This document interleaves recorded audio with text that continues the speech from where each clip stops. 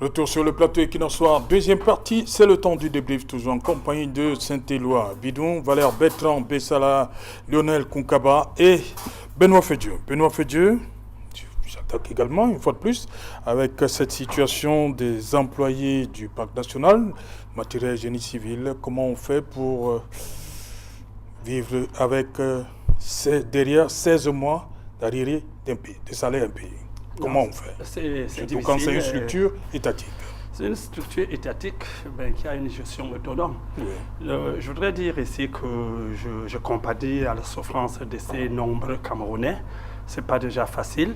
Et j'ai l'habitude de poser la question, quand on traverse 5 mois, 1 an, comment on y parvient. Oui. Mais seulement, il faut voir où le problème se trouve, parce que je crois il n'y a pas longtemps qu'on a dû changer les responsables dans ces structures.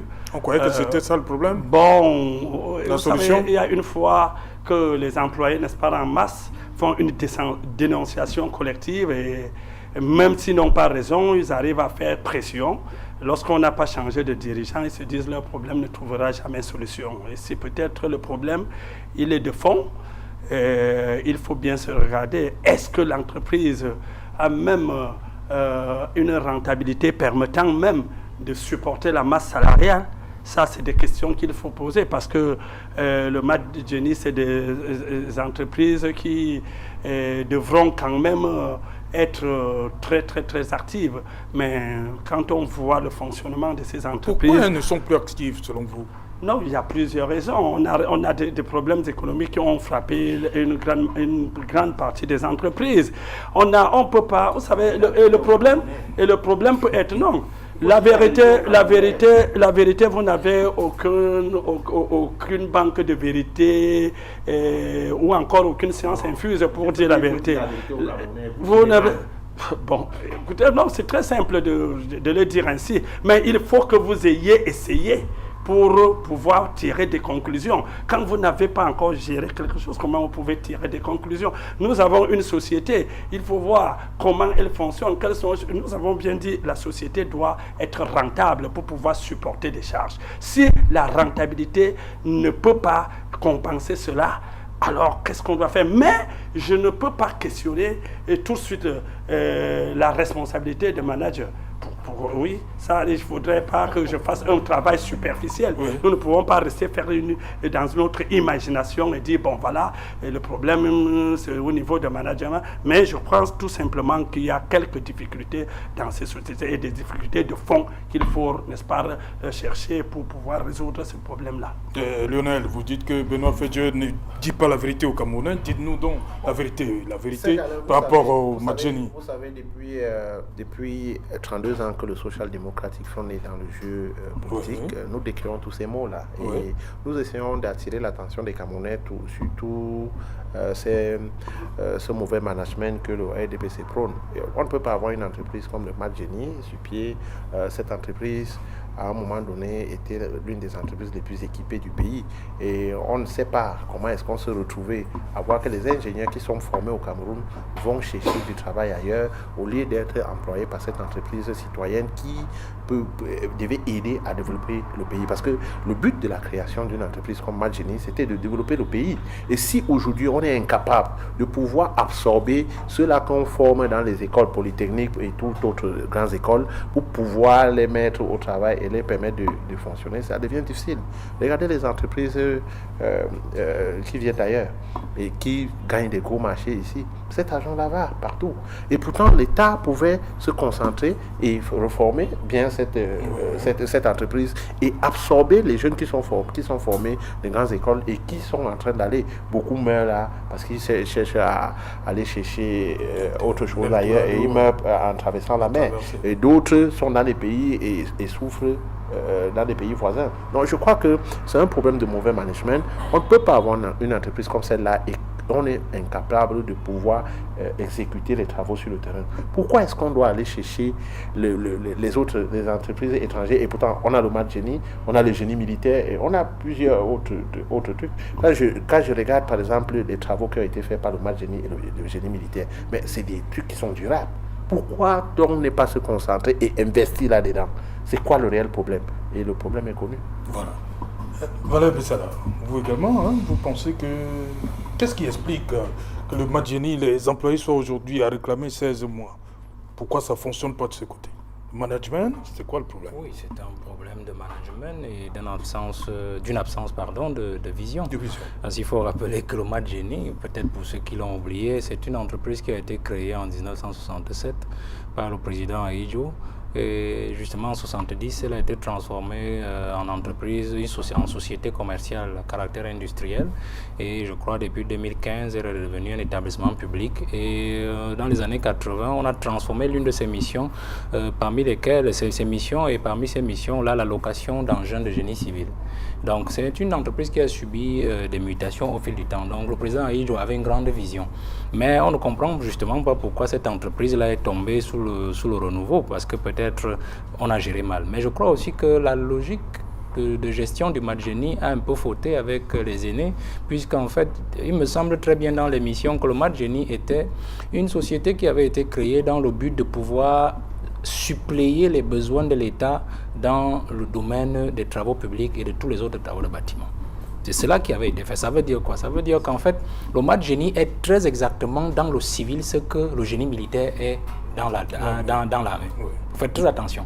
Donc, conséquence, le Madjeni est donc devenu pratiquement comme tous ces éléphants blancs que l'on a eu à créer, c'est-à-dire que la SCAN, la Société camerounaise de conserverie alimentaire du Noun, qui était chargée justement de récupérer la tomate de nos paysans, de la transformer et de la mettre à la disposition des populations. Qu'est-ce qui s'est passé? C'est que les aînés ont vu que si on crée la SCAN dans le Noun, eux, ils ne pourront plus importer la tomate de Tunisie, d'Italie, ainsi de suite, et la mettre à la disposition. Il fallait tuer la SCAN. Ils ont tué la SCAN. On a créé la Sodeblé à la fin des années 1900, début des années 70, au président Ahidjo, parce qu'en fait, le président Ahidjo avait ce problème-là. On mange le pain alors que le blé peut pousser chez nous. On a créé la Sodeblé, ils se sont arrangés à tuer la Sodeblé parce qu'il est bon pour eux d'importer le blé de l'extérieur parce que ça fait des bénéfices.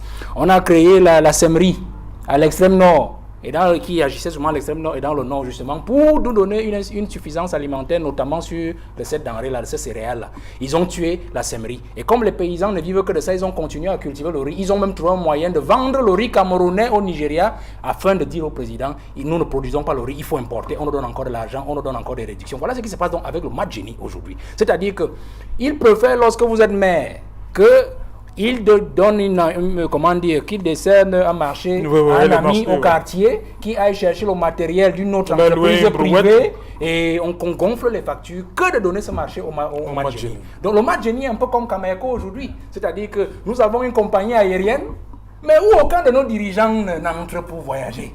On préfère entrer dans les compagnies étrangères. Et ce sont les Camerounais, les fils de canards sauvages qui entrent dans Cameco. C'est comme ça que ça marche. Donc on préfère aller donner l'argent à nos amis pour louer les engins au quartier, alors qu'il y a une entreprise qui est justement destinée à ce genre de fonction. J'ai même vu par exemple que la communauté urbaine aujourd'hui préfère sous-traiter des marchés avec le génie militaire que de donner un marché au Madjeni. Alors que c'est justement cet argent-là qui pourrait justement aider cette entreprise à se relever. Parce qu'en fait, le Madjeni est déjà en concurrence avec les autres opérateurs du même secteur. On a par exemple Boone sans publicité, on a Razel, on a et tout de suite, donc ce que vous connaissez. Donc c'est ça en fait le véritable souci aujourd'hui. C'est-à-dire que les aînés ont trouvé qu'ils n'ont pas de bénéfices à faire fonctionner le Madjeni. Parce qu'en fait, le Madjeni, les factures sont claires, il n'y aura pas de gonflement de factures, et donc on préfère aller dans le privé. Et c'est pour cela que cela meurt. Monsieur le maire, même vision, problème de management. Je suis l'auteur de l'article 40 ans de flammes et de fumée. Tout a été brûlé par les flammes du RDPC et calciné. Et le Madjeni n'a pas échappé. Ça, vous étiez encore dans le RDPC? 50 fleurons, oui. J'étais dans le RDPC quand j'ai commis cet article qui m'a valu ce qu'il m'a valu, mais c'était pourtant la vérité. Justement. 50 sociétés d'État, fleurons de l'économie camerounaise, sont allés en fumée. Et le Madjeni n'a pas échappé.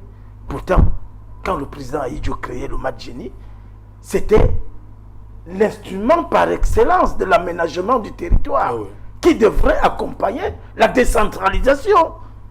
Pourquoi voulez-vous qu'un maire comme celui de Yaoundé 6, quand il veut reprofiler les routes dans le quartier, aille au quartier chercher des engins. Et le Madjeni, qui a donc été créé pour ça, qu'est-ce qu'il va faire? Et ça s'est répercuté un peu partout. Vous prenez une société qui était destinée à être prospère, comme l'Imprimerie nationale, qui est en faillite. Le Madjeni est en faillite. Alors, on a donc voulu faire croire aux gens que le problème, c'était les hommes. C'est-à-dire, en changeant le DG. Le DG à Bogo a fait ses preuves partout, et c'est l'occasion de le dire. Mais, pour contenter un peu l'opinion, on l'a balancé comme un malpropre et on a pris son adjoint. C'était un cadeau empoisonné. Je ne suis pas surpris que le même problème revienne. Et il faut redonner au Madjeni sa mission de base, c'est-à-dire l'instrument, le premier instrument d'aménagement du territoire, et qui doit permettre à l'État, dans le cadre d'un développement participatif, d'amener les collectivités territoriales à retravailler avec le Madjeni. Sinon, on va se retrouver dans des marchés, 1, fictifs, 2, surfacturés, 3, la prison. Malheureusement, tout cela, ce sont les militants du RDPC. Je reste avec vous, on va ajouter, les militants du RDPC, vos anciens camarades. On est d'accord? Tout à fait. Moi, voilà. Je reste avec vous, monsieur le maire. Les travaux d'aménagement, l'arc municipal, pourtant un projet qui a fait rêver beaucoup. Ça piétine de ce côté-là.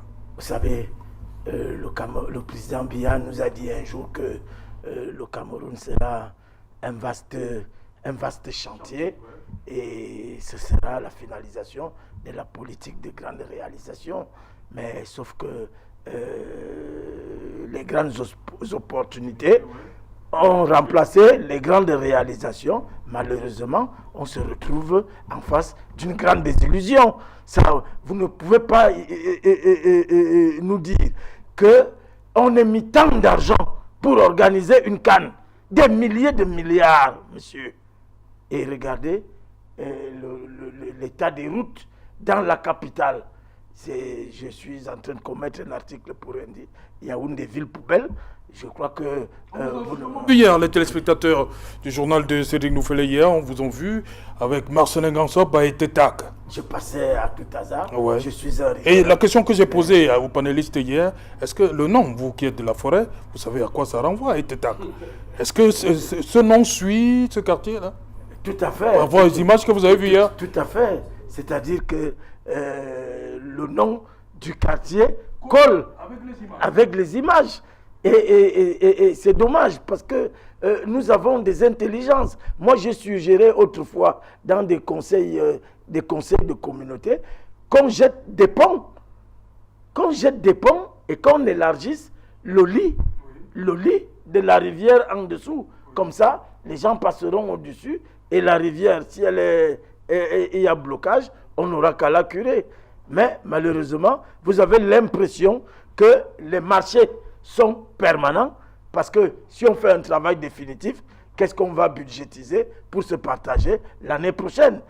Vous savez que chaque année, on vient nous verser un peu de gravier à Etetak. C'est de ça qu'il s'agit.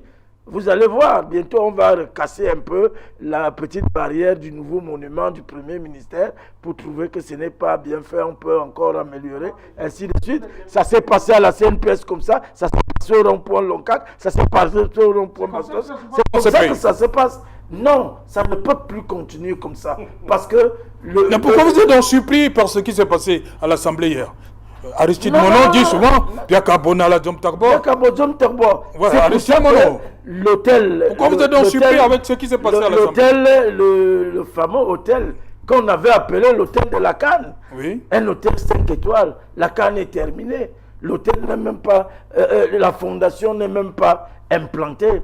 Mais vraiment, je crois que quelque part, dans le parti de M. Fedje, mon ancien parti, j'ai l'impression qu'il y en a qui travaillent d'intelligence pour essayer de faire capoter tout ce que le président Biya a voulu mettre sur pied, que les Camerounais retiennent de son passage. Malheureusement, je crois qu'il est un peu tard pour qu'il puisse redresser la barre. La sagesse recommanderait que le tablier, qu'il le rende. Oui, Benoît Fedieu. Oui, je crois que Sainte-Loire est un peu excessif. Oui, bon, c'est de bonne guerre. Il était même l'une des personnes mieux placées pour nous expliquer un peu plus que ça. Parce que même si il nie tout aujourd'hui, il reconnaît néanmoins quand même avoir été, n'est-ce pas, dans les exécutifs municipaux. Ça veut dire qu'il y a un ensemble de choses qu'il maîtrise, que ce soit même dans l'abandon, n'est-ce pas. Est-ce qu'il était compris, Saint-Éloi Bidou? Il était compris. Il était compris, et même très compris même. Il n'a pas de problème. Mais je veux dire ici, dans la construction de l'hôtel du lac, parce que c'est comme ça qu'on l'appelait, c'était effectivement le 24 juin que le Premier ministre avait posé la première pierre. Et la durée d'exécution était 36 mois. Donc nous sommes effectivement à 1 an. On regrette que, n'est-ce pas, jusqu'à présent, rien ne soit sorti de terre. Peut-être qu'on va les préfabriquer aussi. On va utiliser les préfabriqués.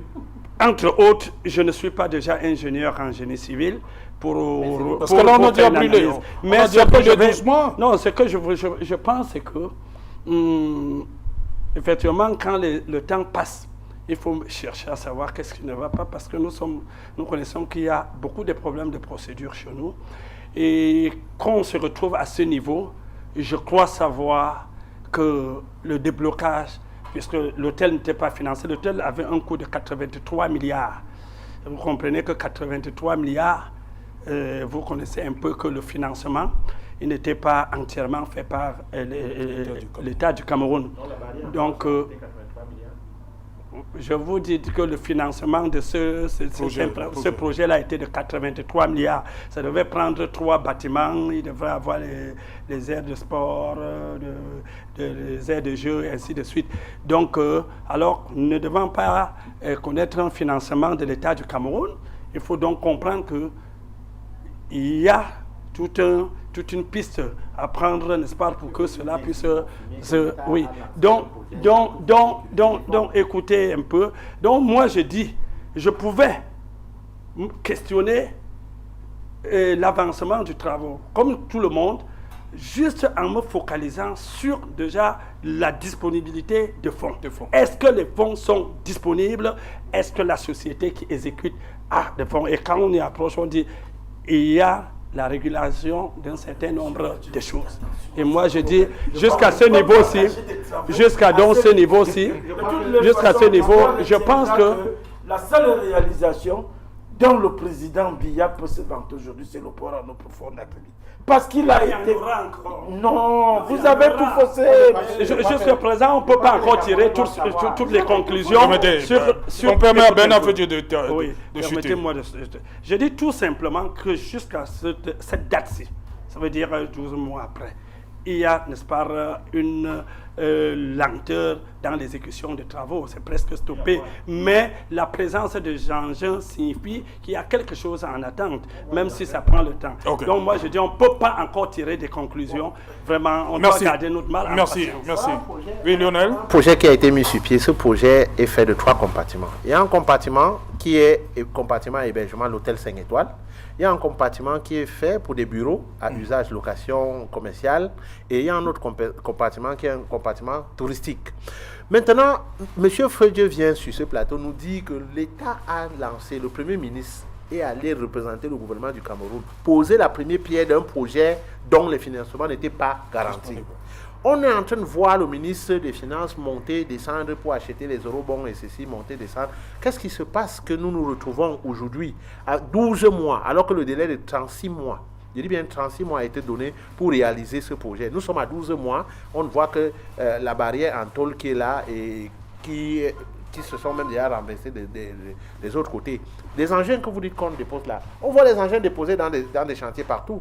Vous portez les vieux engins, vous venez vous déposer pour distraire les Camerounais. C'est comme ça que vous faites au RDPC. Mais je puis vous dire que les Camerounais ne sont plus dupes. Voilà que 12 mois sont passés. vous n'avez pas réalisé même pas un cinquième, même pas un millionième du travail qui doit être fait. Aujourd'hui, qu'est-ce que... Vous êtes rapproché. Rapproché, c'est visible. Non, tout Camerounais qui passe, tout Camerounais qui passe au quartier là, voit ce qui est en train de se passer. Et pour moi, je crois que une fois de plus, vous bernez les Camerounais. Ok. Valérie Bertrand. Monsieur Autou, vous savez, je suis partisan de la chicotte au Cameroun. Parce que c'est pour cela que l'une des raisons pour lesquelles j'ai dit je ne veux pas de poste électif, surtout président de la République, parce que je me connais. C'est-à-dire que si je venais par hasard après ma candidature, vraiment les Camerounais vont beaucoup souffrir. Donc je préfère qu'ils aient un président qui soit très conciliant. C'est la chicotte qu'il faut dans ce pays. Si restons dans l'Omfundi, que l'aîné connaît mieux que moi. Vous connaissez? Le projet, je vais venir à l'Aigle-Nord avec cette affaire du lac. Le projet Padibad. Oui. Vous avez vu la rivière, le lac qui était là toute la semaine dernière. Oui, au niveau de l'avenue Nous avons pris des crédits auprès de la BAD pendant une dizaine d'années, sous l'ancien délégué du gouvernement, pour ce résultat. Les gars, ils ont dragué l'Omfundi, ils sont arrivés jusqu'à là, ils se sont arrêtés. Voilà le résultat aujourd'hui. Padibad. Et on est même allé loger au Padibad dans ces locaux où qu'il avait construit en Colbison là-bas. Donc il prenait le loyer, il prenait et ceci et cela. C'est ça la réalité de ce pays. Voilà le résultat. Ça veut dire que si un jour, imaginez que ce jour-là, le président était en Simalène et comptait traverser la ville pour aller à Etoudi, c'est-à-dire sortir de l'extérieur, il ne serait jamais passé par Yaoundé, par la port centrale. Ça, c'est le projet Padibad. Si vous regardez, prenez même Isakam. Allons Isakam, à Isakam. Isakam vous a fait un show avant la Cannes.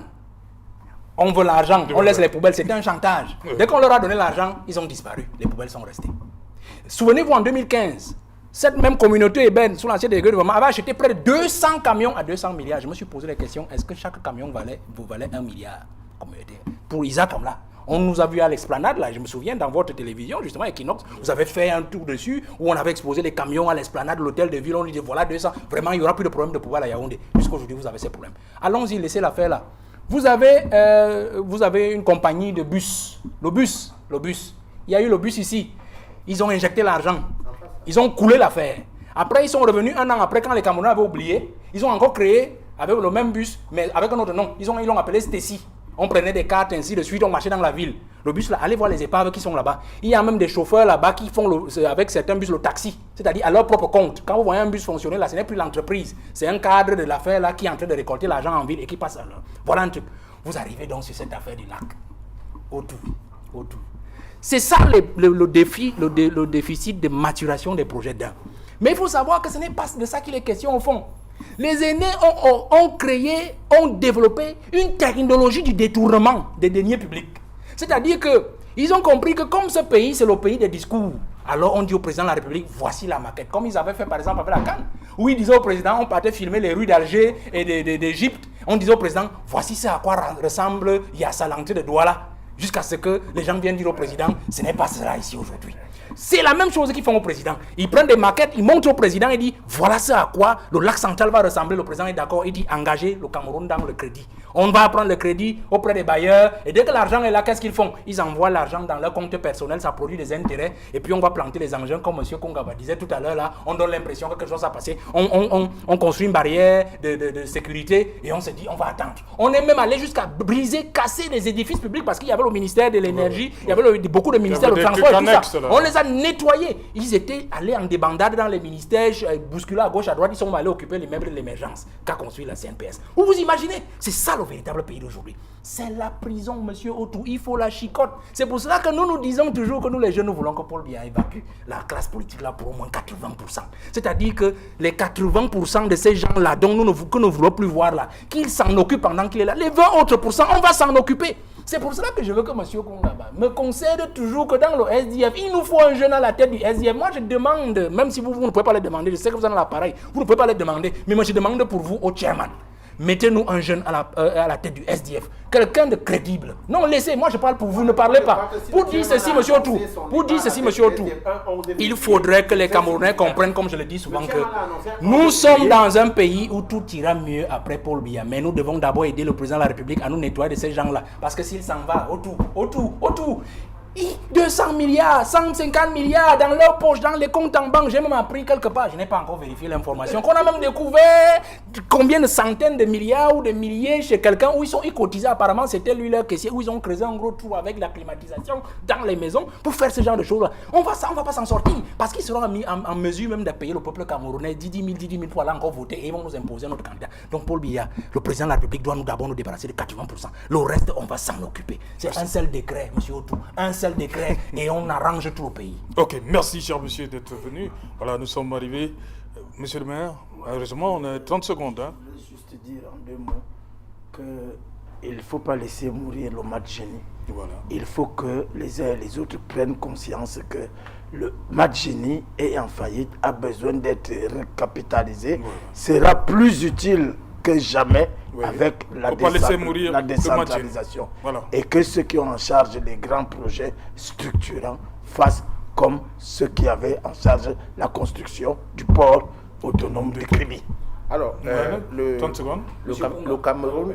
Non, je ne peux pas accepter qu'il parle du port autonome comme le port en eau profonde de Kribi comme étant un exemple. C'est un complexe industriel-portuaire qui était censé être construit là-bas. Comme d'habitude, ils ont fait. Ils ont construit ça. Oui, c'est un complexe industriel-portier. Ce n'est pas seulement le port. Ils ont fait comme d'habitude. Donc, cher aîné, ce n'est pas un exemple. Le port est un cas aussi de détournement et un cas de justice dans ce pays. Alors, si le chairman a annoncé sa retraite politique un 11 février, c'est parce qu'il faisait confiance à la jeunesse et parce qu'il voulait passer la main à la jeunesse. Et aussi, je voudrais profiter de cette occasion pour dire que le Cameroun et le monde entier célèbrent les 81 ans du chairman demain à sa résidence. Donc, vous êtes tous invités pour partager. Le Cameroun et le monde entier célèbrent le chairman. 81 ans, oui, demain. Le Cameroun, le monde entier. Bien sûr. Ok. Ouais. Il a coupé combien? Non, ça c'est son Non. âge. Oui, Benoît Fedieu, rapidement. Non, tout simplement pour dire, pour inviter, n'est-ce pas, M. Bessala à garder un peu son mal en patience.